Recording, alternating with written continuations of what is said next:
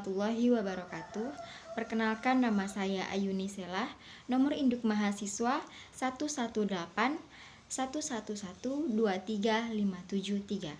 Prodi Pendidikan Bahasa Indonesia kelas 6B PBIN di Universitas Islam Negeri Sultan Syarif Kasim Riau. Baiklah, kali ini saya akan membuat sebuah video mengenai proposal yang telah saya buat, dan video ini saya buat untuk memenuhi tugas mata kuliah seminar proposal dengan dosen pengampu Ibu Vera Sardila MPD. Nah, adapun judul proposalnya yaitu kesalahan berbahasa tataran sintaksis pada karangan siswa kelas 8 di Pondok Pesantren Darun Nahdlatul Tawalid Bangkinang. Adapun latar belakang atau alasan saya mengambil judul ini yaitu pada zaman sekarang banyak sekali orang yang bisa menulis. Namun dalam menulis tersebut para penulis ini kurang memperhatikan kaidah penulisan pada hasil karya tulisnya, sehingga membuat saya tertarik dalam mengambil penelitian berdasarkan analisis kesalahan berbahasa pada tataran sintaksis ini. Nah, menulis merupakan salah satu kompetensi yang harus diajarkan kepada siswa maupun mahasiswa. Sebagai kaum terpelajar, siswa dan mahasiswa dituntut untuk bisa menggunakan bahasa Indonesia dengan baik dan benar dalam mengkomunikasikan ilmunya. Salah satu contoh yang bisa dilakukan untuk mengapresiasikan ilmu yang diperoleh yaitu dalam bentuk tulisan. Agar suatu tulisan dapat dikategorikan baik, maka seorang penulis harus memperhatikan tanda baca, ejaan kalimat, dan kaidah penulisan kalimat yang baik dan benar. Mengarang merupakan salah satu keterampilan menulis. Materi mengarang seringkali dijumpai di berbagai tingkat pendidikan, baik di tingkat SD, SMP, SMA atau SMK, bahkan di perkuliahan. Dalam menulis sebuah karangan, sering terdapat berbagai kesalahan berbahasa, terutama kesalahan berbahasa pada tataran sintaksis. Kesalahan berbahasa pada tataran sintaksis seringkali terjadi pada saat siswa membuat sebuah kalimat karangan. Dalam karangan siswa tersebut ditemukan kesalahan berbahasa, terutama pada kaidah penulisan kalimat seperti terdapatnya kalimat yang ambigu, kesalahan dalam penggunaan kata depan, kesalahan frasa, dan kesalahan kaidah penulisan lainnya. Bahasa tulis tidak hanya berdiri sendiri, melainkan terikat dengan berbagai aturan kebahasaan. Maka dari itu, setiap sekolah perlu memperhatikan kaidah-kaidah penulisan pada kalimat setiap karangan siswa. Nah, suatu kalimat akan menjadi efektif apabila kalimat tersebut disusun berdasarkan aturan kebahasaan. Penentuan atau kriteria berbahasa Indonesia yang baik dan benar itu tidak jauh berbeda dengan yang dikatakan sebagai berbahasa baku. Kebakuan suatu bahasa sudah menunjukkan masalah baik dan benar bahasa itu. Nah, bahasa tertulis terikat pada aturan-aturan kebahasaan seperti ejaan, susunan, sistematika, dan teknik-teknik penulisan. Jika siswa tidak mampu memenuhi aturan-aturan kebahasaan tertulis, maka terjadilah kesalahan berbahasa. Kesalahan berbahasa dalam bentuk tulisan sering terjadi baik dari segi fonologi, morfologi, sintaksis, dan semantik. Keterampilan berbahasa mencangkup 4 keterampilan, yaitu keterampilan menyimak, keterampilan berbicara, keterampilan membaca, dan keterampilan menulis. Keempat keterampilan berbahasa itu seringkali berkaitan satu sama lain, sehingga mempelajari salah satu keterampilan berbahasa, beberapa keterampilan berbahasa lainnya juga akan terlihat. Kemampuan berbahasa Indonesia dapat ditingkatkan secara terus-menerus melalui kegiatan berlatih dan belajar menggunakan bahasa Indonesia yang terus-menerus. Bahasa Indonesia seringkali digunakan dalam kehidupan sehari-hari, baik dalam tulisan maupun lisan. Namun, Keterampilan menulis adalah salah satu keterampilan berbahasa yang produktif dan ekspresif yang dipergunakan untuk berkomunikasi secara tidak langsung dan tidak secara tatap muka dengan pihak lain. Sedangkan menurut Brain dalam Tarigan, keterampilan keterampilan menulis karangan atau mengarang adalah menuangkan buah pikiran ke dalam bahasa tulis melalui kalimat yang dirangkai secara utuh dan jelas sehingga dapat dikomunikasikan kepada pembaca dengan berhasil. Kesalahan berbahasa disebabkan oleh beberapa faktor yaitu karena pembelajar belum memahami atau menguasai sistem bahasa target yang digunakannya. Sedangkan kekeliruan atau alat ucap terjadi karena faktor performance, seperti kurangnya konsentrasi, kelelahan, kantuk, keburu-buruan, kerja acak-acakan, dan semacamnya. Dalam dunia pendidikan, kesalahan berbahasa masih sering kali dijumpai, sehingga menurut peneliti, kesalahan berbahasa ini perlu sekali dilakukan penelitian guna untuk memperbaikinya. Jika kesalahan berbahasa ini diabaikan, maka siswa tersebut tidak tahu kesalahannya dalam berbahasa. Nah, hal ini jika dibiarkan semakin melarut, maka akan berdampak pada siswa ketika ia ingin menyampaikan ilmunya dalam bentuk tulisan. Jika ia tidak mengetahui kaidah penulisan, maka akan berdampak pada hasil karya tulisnya.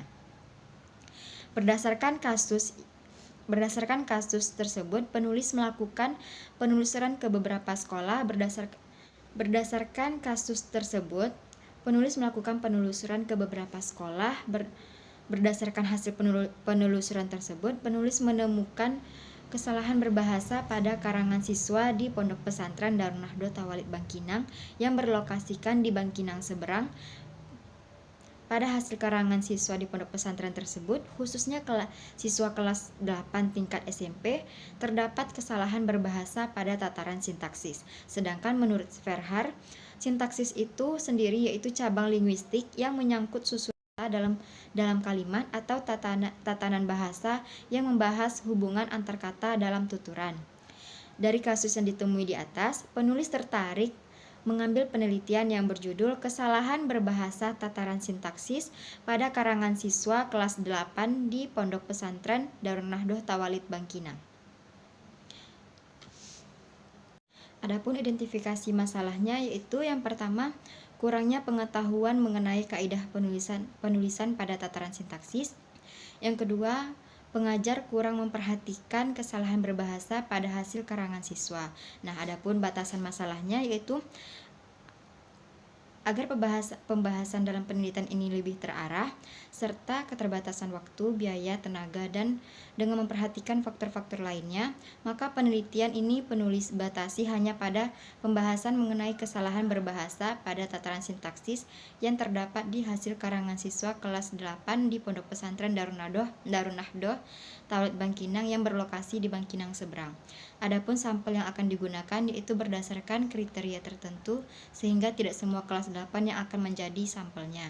Berdasarkan latar belakang permasalahan yang ada, maka permasalahan yang dapat penulis rumuskan yaitu yang pertama, seberapa fatalkah kesalahan berbahasa siswa pada tataran sintaksis? Yang kedua, bagaimanakah upaya yang harus dilakukan dalam memperbaikinya? Konsep teori yaitu yang pertama, kesalahan berbahasa tataran sintaksis. Analisis kesalahan berbahasa pada prosedur kerja yang biasa digunakan oleh peneliti atau guru bahasa yaitu meliputi kegiatan mengumpulkan sampel kesalahan, mengidentifikasi kesalahan yang terdapat dalam sampel, menjelaskan kesalahan tersebut, mengklasifikasikan kesalahan tersebut, dan mengevaluasi taraf keseriusan kesalahan itu. Sedangkan kesalahan berbahasa itu sendiri secara sederhana dimaknai sebagai penggunaan bahasa baik dilakukan secara lisan maupun tertulis yang menyimpang dari kaidah berbahasa. Hal tersebut sejalan dengan pendapat Tarigan yang mengungkapkan bahwa kesalahan merupakan sisi yang mempunyai cacat pada ujaran atau tulisan sang pelajar. Selain itu, Duley juga mengungkapkan pendapatnya bahwa kesalahan adalah bagian konversi atau komposisi yang menyimpang dari beberapa norma baku atau norma terpilih dari performansi bahasa orang dewasa. Kata sintaksis berasal dari bahasa Yunani, yaitu dari kata sun yang berarti dengan dan taten yang berarti menempatkan.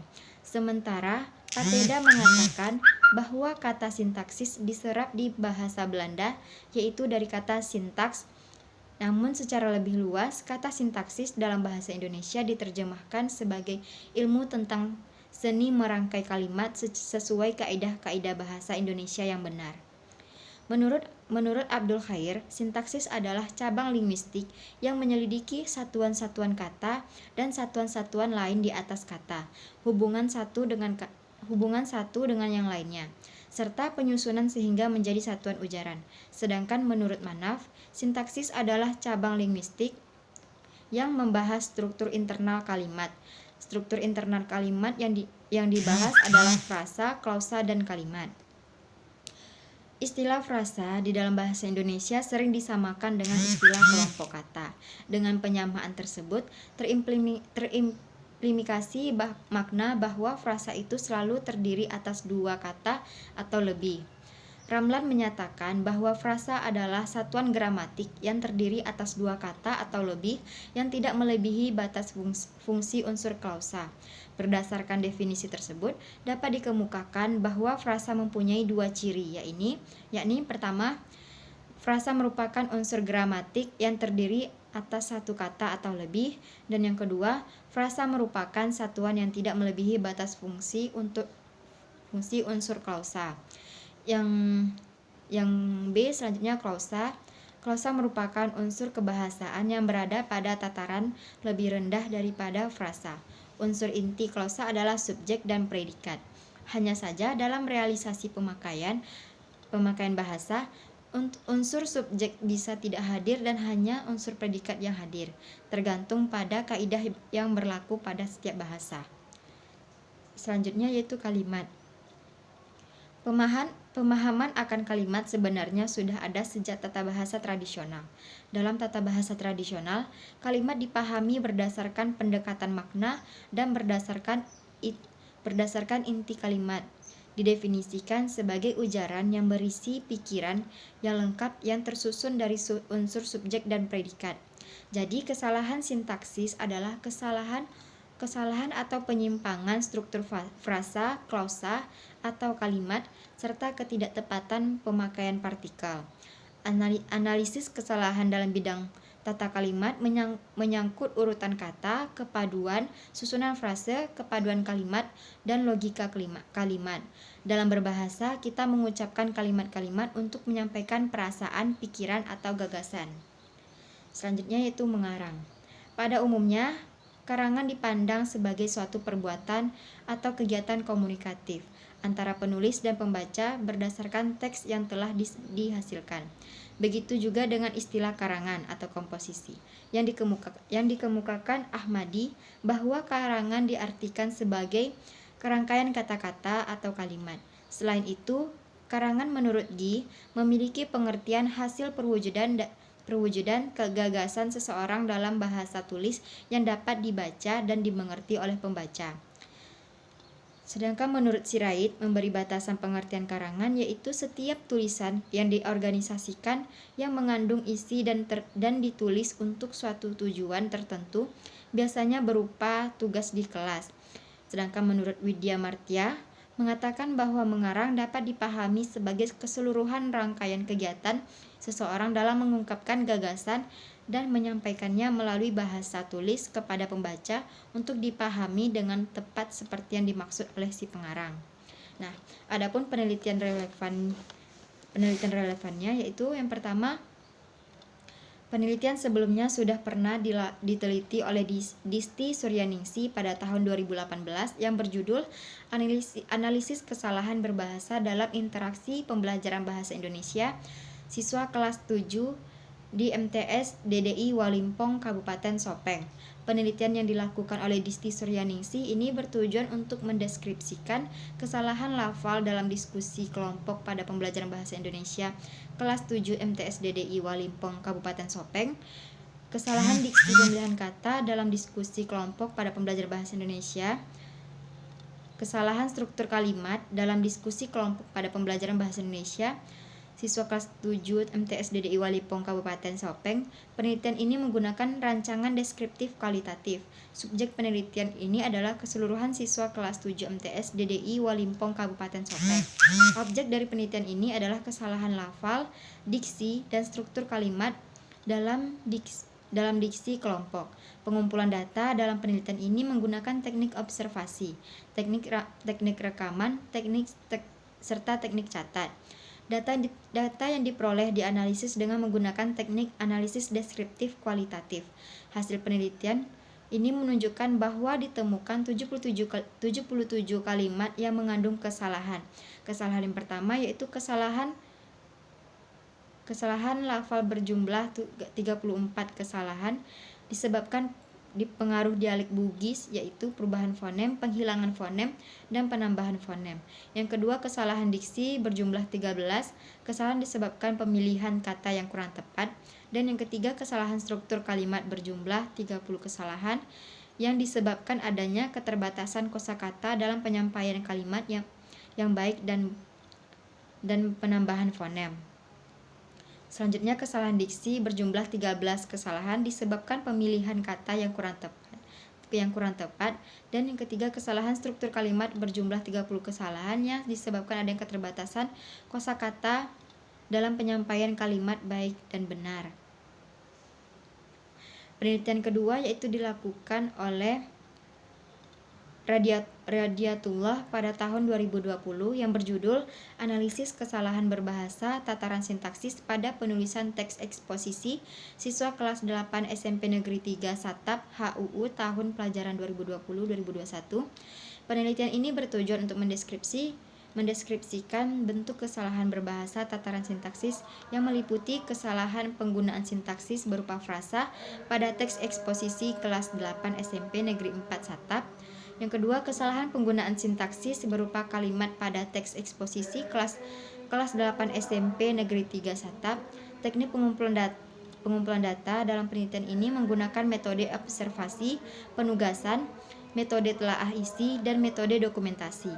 Metode yang digunakan adalah metode deskriptif kualitatif, yaitu mendeskripsikan suatu keadaan alamiah mengenai kesalahan menggunakan sintaksis pada teks eksposisi siswa kelas 8 SMP Negeri 3 Satap untuk menemukan dan mengklasifikasikan kalimat yang mengandung unsur kesalahan sintaksis digunakan teknik identifikasi, klasifikasi, interpretasi, dan koreksi. Adapun penelitian yang ketiga yaitu dilakukan oleh Afrinar Pramitasari pada tahun 2020 yang berjudul Kesalahan Berbahasa Bidang Sintaksis pada Karya Ilmiah Skripsi Mahasiswa Universitas Pekalongan. Tujuan penelitian ini adalah mendeskripsikan bentuk kesalahan berbahasa bidang sintaksis dan penyebab kesalahan sintaksis pada skripsi mahasiswa Universitas Pekalongan. Metode penelitian yang digunakan yaitu metode deskriptif kualitatif, yaitu mendeskripsikan kesalahan konstruksi sintaksis pada karya ilmiah mahasiswa dalam bentuk skripsi mahasiswa Universitas Pekalongan.